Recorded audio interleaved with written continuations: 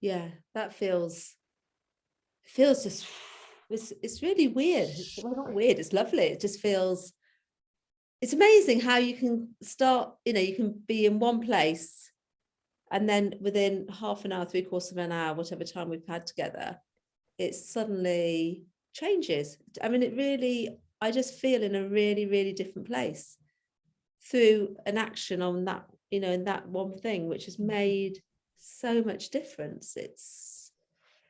It's because also what that one thing has done, it's like unlocking a door of something, is that the future things that were so passionate to me that I had pushed aside, and I understand now why, because I'm thinking from here, whereas if I'm thinking from my heart, then it just feels, because then I'll just go in and do it as me delivering, rather than having to have all this information that. Oh, totally. Not doing all the research and the kind of like, all the cerebral stuff.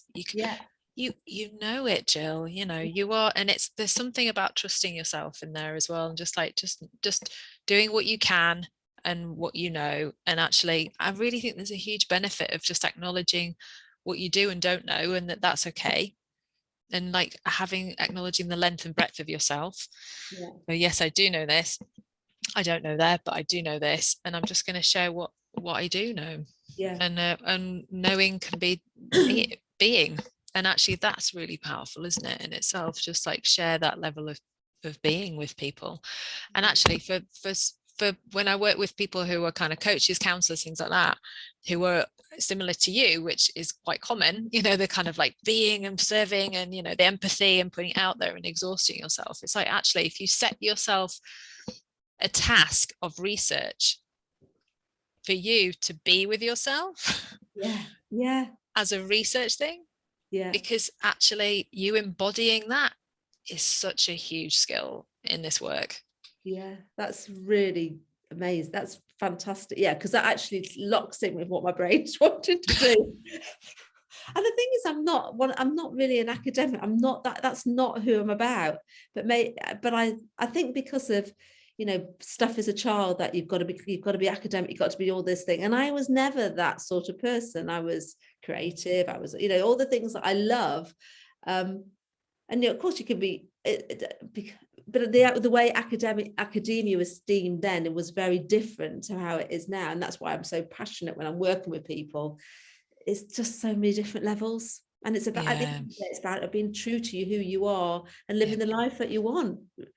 So it's those old patterns, isn't it, that's just come in sometimes. And I thought I'd knocked all those on the head, but obviously I haven't, because it's going. We require regular weeding, I think.